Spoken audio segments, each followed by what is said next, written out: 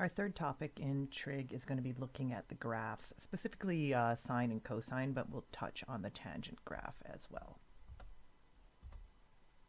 So the first thing I want to mention is how you're going to have to enter your table of values. So when we're thinking of degrees from 0 to 360, in this course we like to see things entered as radians. So just knowing what they mean. We'll generally count in 45-degree increments. So just knowing that, 45 is pi over 4. I'm going to write it with a 1 in front of it so you can see how the counting goes, which means 90 is 2 pi over 4, 3 pi over 4, just counting up 4 pi over 4. And then we're going to reduce. Over 4, 5 pi over 4, 6 pi over 4, 7 pi over 4, and 8 pi over 4. And you're going to go, for the negative measurements, you just kind of start here and head left. Once you've got that all filled in, you're going to just clean it up by reducing. So I'm going to change 45 into plain old pi over 4, drop that 1. I can reduce the fraction 2 over 4 to 1/2. So 90 is pi over 2. 135 is going to stay the same. 4 over 4 is 1, so 180 is pi. 225 is going to stay the same. Reduce 6 over 4 to 3 over 2. Stays the same. And finally, 360 is equivalent to 2 pi. And you're going to do the same on the negative side of things, just putting the negative in front. So there you have it all filled out, and this is what you will have to input if they're asking you to tell me the increments for your graph. So heading over to the graphs. So here I want to talk about sine, and we know that sine is the ratio of the y to the hypotenuse, or the vertical to the hypotenuse. So when I, on top of the circle, draw, to emphasize, my Cartesian plane, yx, and if I'm going around in a circle, so if you're a piece of gum on the edge of a tire, or whatever analogy you want to make, I'm never changing r, right? I'm always on this outside edge, so r is held constant. So if I'm thinking about how sine changes, the only thing that can change is the amount of y, the amount of vertical I have in any given situation. So when I'm right on the x-axis, I have no vertical, right? I'm just at the center. So it makes sense that sine starts at 0. And as I get to the top of the wheel, as I spin around to 90 degrees, I'm at my maximum here. And then as I spin around further, I get back to 0. And noticing that I had negative to a minimum height and back to 0 by 360. What's going to happen past 360? I'm going to spin around again. So this sine wave will continue on indefinitely as long as I'm rotating that wheel. And that's periodic. Okay, so the time to do, or the distance to do, or the degrees to do one rotation is 360, or 2 pi. And after that, you're just going to repeat. Okay, the period of the sine wave is 360. And this graph makes sense when we think about where sine is positive, using the cast rule, and where it is negative. Okay, so here's our first quarter goes to here, and then our second quadrant goes here, quarter, I don't know where that came from. Our third is here, and our fourth, we're in the negative, but heading up. Okay, so we're going to think of sine as a measure of y at any angle. The beauty of it is, if I have an equation y equals sine theta and I want to know what it is, I also have a calculator. So if you take the sine of 0 degrees, it will return 0. If you take the sine of 45 degrees, it will return 0.707 and change. Now, if you are a special triangle person and you already know this kind of stuff, I'm totally fine with root 2 over 2 as well. That works for me. But if you're just using your calculator, you're going to get a decimal, and that's great. sine 90, looking at the graph, I know it's going to be 1, that maximum height, if r is 1. And you'll notice that as I come down the sine graph, when I hit 135, somewhere in here, I'm going to be back at 0.707. So you end up with these key points, zero, maximum, minimums, and when you cross the y-axis, sorry, the x-axis, but in between you always have the same values. It's just they're positive or negative depending on where you are. And you can find these either by inputting or just kind of getting the concept and filling it in that way.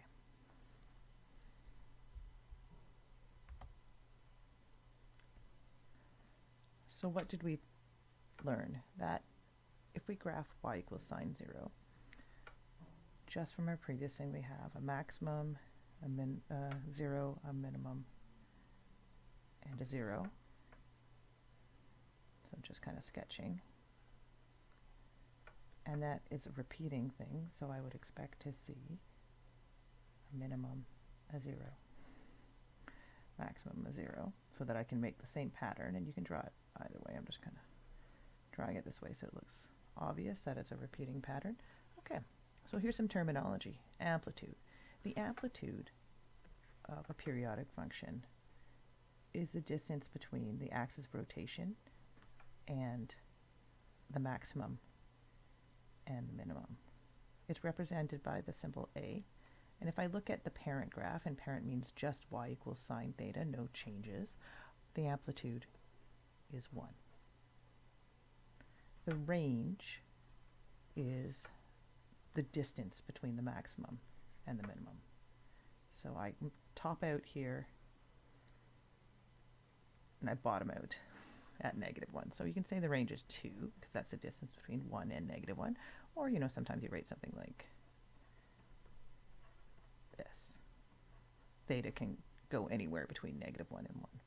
Talked about the period last time. How long does it take before the pattern repeats itself? So we see that everything's different until we hit 0, and then everything's different until we go around to 2 pi. So we know the period is 2 pi or 360 degrees. For the frequency is how many times it happens in a given period. And for this, we're always going to use 2 pi as our kind of marker. How many times does a sine wave happen in 2 pi or 360 degrees? And we'll talk more about that in our graphing unit. But for now, the frequency is 1. You do it 1 time in 360 degrees. Key points. Key points always happen in quarters with sine and cosine graphs. So at 90 degrees, or at pi over 2, I have a maximum. At 180, or pi, I have a 0. I'm crossing that x-axis. At 270, or 3 pi over 2, I have a minimum. And at 360, or 2 pi, I have another 0. And then the cycle repeats. So let's take a quick look at Desmos, an awesome resource, desmos.com, to see how this kind of plays out. So here's our unit circle, and I'm just going to start the animation to show how the sine wave traces as you rotate that point around. Maximum, minimum, and back. Oh, and now we're going backwards. Super fun.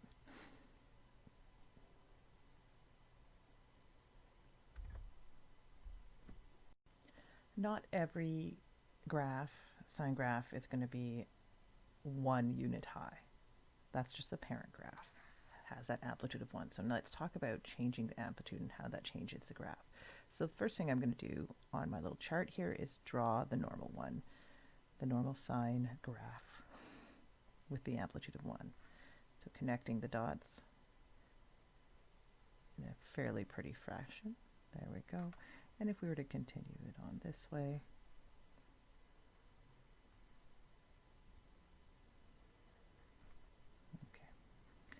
saying that this is 1 and this is -1. So what happens, and how do we change the amplitude of a sine graph? Amplitude is A, and in the equation it always goes in front. And that makes sense because it's a multiplier, right? So if I look at the graph of 2 sine theta, just do this to black, and I do this math, if I, on my calculator, go 2 times the sine of 0 degrees, it's still going to give me 0. However, if I go over to 45 and I do 2 times the sine of 45 degrees, I get 1.414. And if I do 2 times the sine of 90, I get 2. And there's a pattern filling. You can enter each one, or you can just kind of follow the deal. 180, it's going to be 0. So the zeros are staying 0, which makes sense. 2 times 0 will remain 0. And every other value is doubling.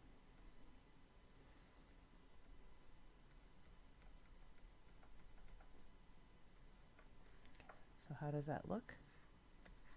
The 0 stays 0. So I'm not moving any of these points that I'm putting red dots on. They're going to stay there. However,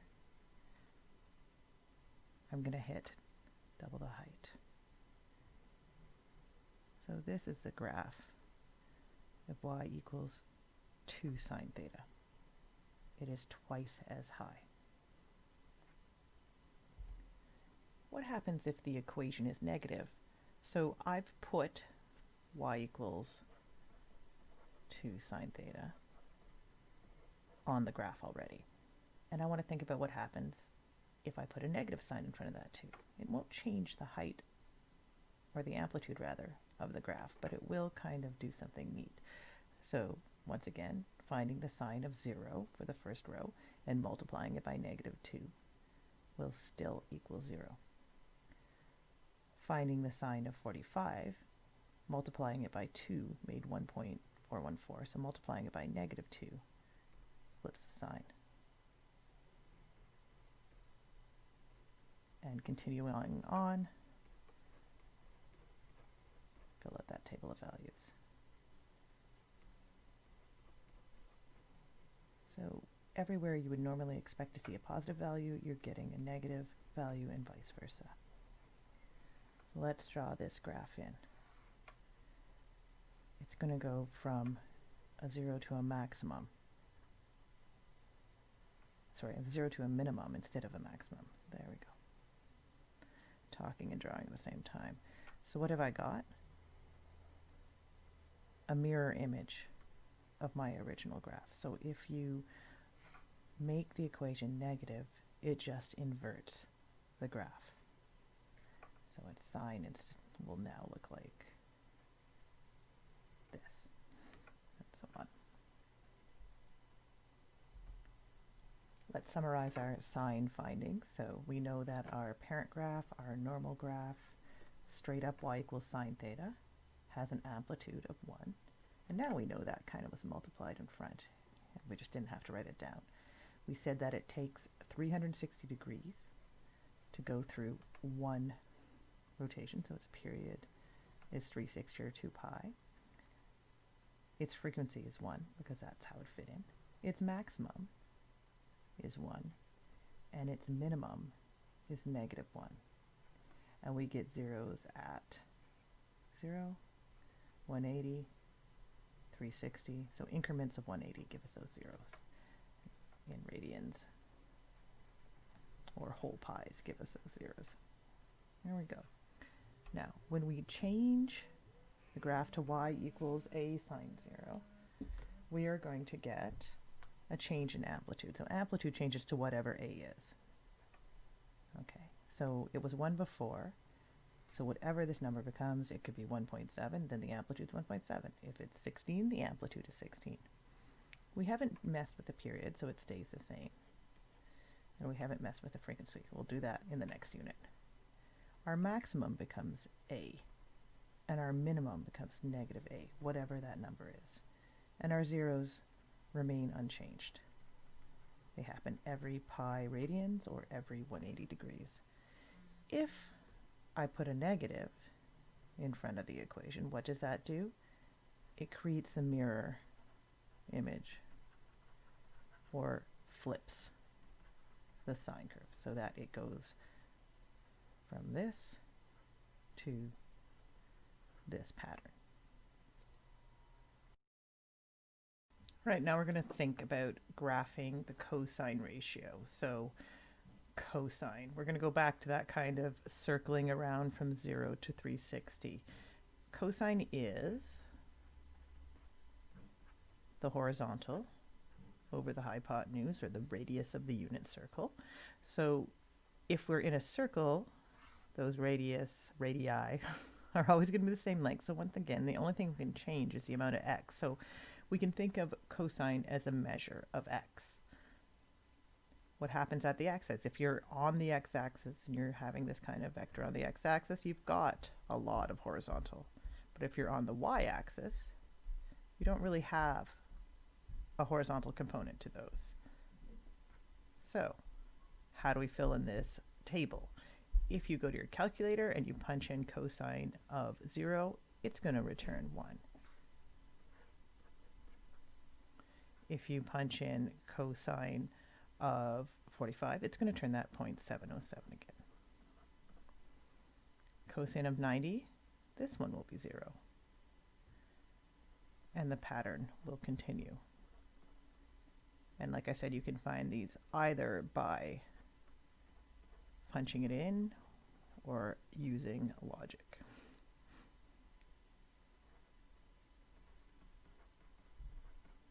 And there we go. So we're going to take a look at cos on Desmos.com as well. So we're back at Desmos, and I've slowed down the animation so hopefully it's not as choppy as the sine wave animation was. You'll notice we're starting at 0 degrees, where cosine is 1. So we're starting at the top when we're at the y-axis.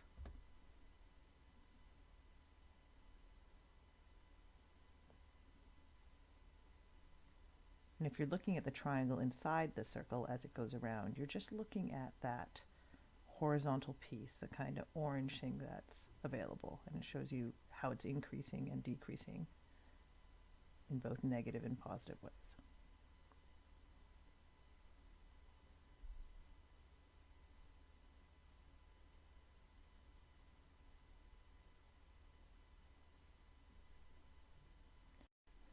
So when we do the parent graph for cosine, then we'll put in what we found out, that it starts, if you're at 0 degrees, at a maximum and goes through 0 to a minimum and back up from the hill down to the valley.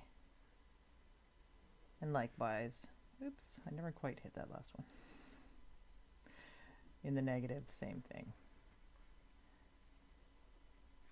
And from this, we'll talk about our key features. The amplitude is 1, just like it was for sine. The range is still 360 or 2 pi. Sorry, my bad. The range is not 360 or 2 pi. The range is between -1 and 1. The period is 360 or 2 pi. And that's the time for one cycle to complete. The frequency is 1, ignoring that until next time. And the key points, so we have a maximum at 0 and 360 or 2 pi, and we have zeros at 90 and 270 degrees, or pi over 2 and 3 pi over 2.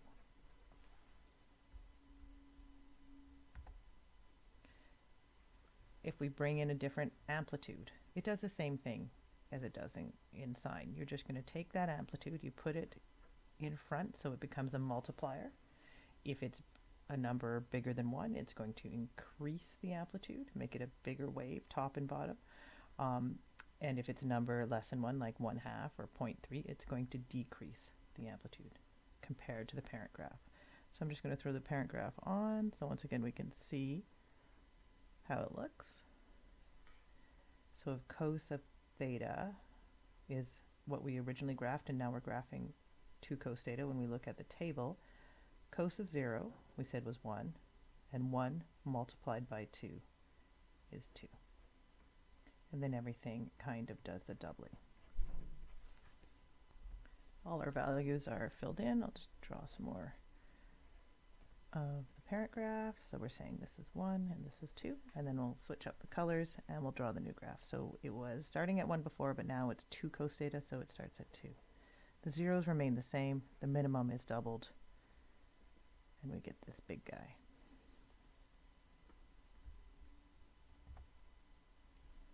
All right, and same deal. If the original graph of cos,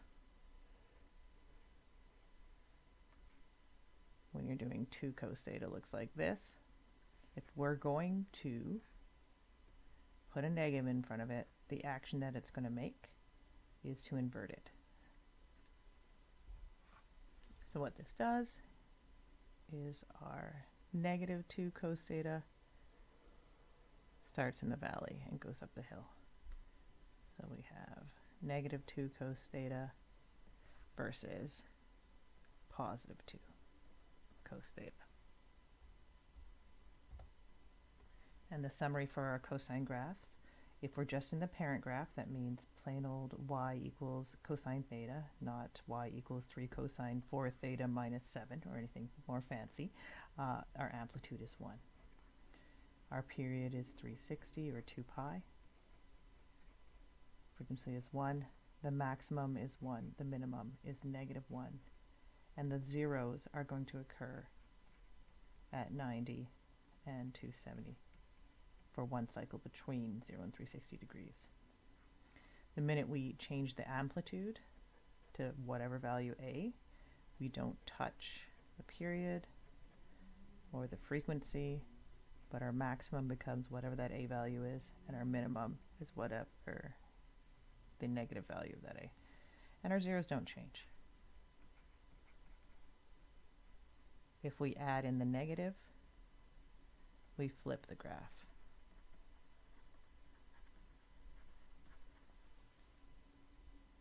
So what happens when we put sine and cosine together? This is how they look. So we see our sine, which started at 0 and went up the hill and down the valley, ending one cycle right here. And our cosine, which starts at a maximum, goes through 0 to the minimum and back up, ending at a maximum.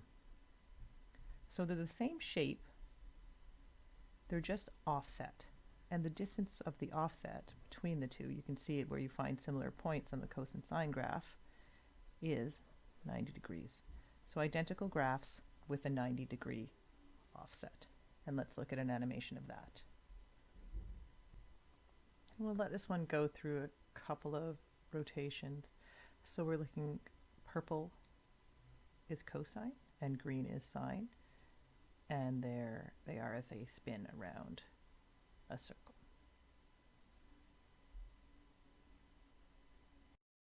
This is extra. We're not going to graph tangent for this course, but it's the third ratio, so we might as well mention it. It's different because instead of being y over r or x over r like sine and cosine, it's y over x. You don't get that kind of constant value going on. So we'll write that down. And if y equals x, tangent is going to be 1, right? Because they're the same thing. And whatever it is over whatever it is going to return a value of 1. So when does that happen? Let's draw a little picture just to think about it. When can we be the same in y and x? When our angle is 45 degrees, when we make that square with a diagonal through it. So that will happen at 45 degrees. And I'm just going to stick in degrees for this one since it's not on it. And it can also happen where they're both negative, right? Over here on the Cartesian plane. And that's our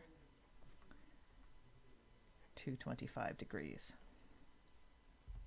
And in quadrant 2 and 4, we're going to get -1 for tan. So I'm just going to add that in. So that'll be at 135 degrees and 315 degrees. Okay. The other thing that we're looking at, when can tan theta be 0? Looking at our ratio, if this is 0, tan will be 0. And when is y 0? When we're at 0 degrees. So when cosine's at a maximum and sine's at a minimum, or non-existent, 0 degrees and 180 degrees. Okay. And when x is 0, tan is undefined. This is because you're not allowed to have this happen. You can't have a 0 in the denominator of a fraction. So those points where we have no x contribution are 90 degrees when we're all y, and 270 degrees when we're all negative y, but there's no x portion. And finally, when is tangent negative and when is it positive? Well, we know that tangent, just by thinking of the cast rule, is positive here and here, negative here and here. So I'm just going to write down negative in 2 and 4, and positive in 1 and 3. So let's start with the places where we said that tangent was undefined at 90 degrees, and 90 is pi over 2. So if you have something that's undefined, tangent will never go there. So you put this little dotted line, which we call an asymptote, in, and that's going to happen every time we're at a 90 or a 270 in either direction.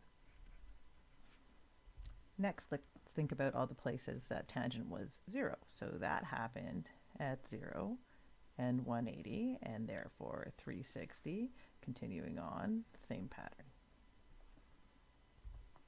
Tangent was positive 1 at 45, so halfway between, and I'm just going to arbitrarily call this 1 and negative 1, and also in our third quadrant.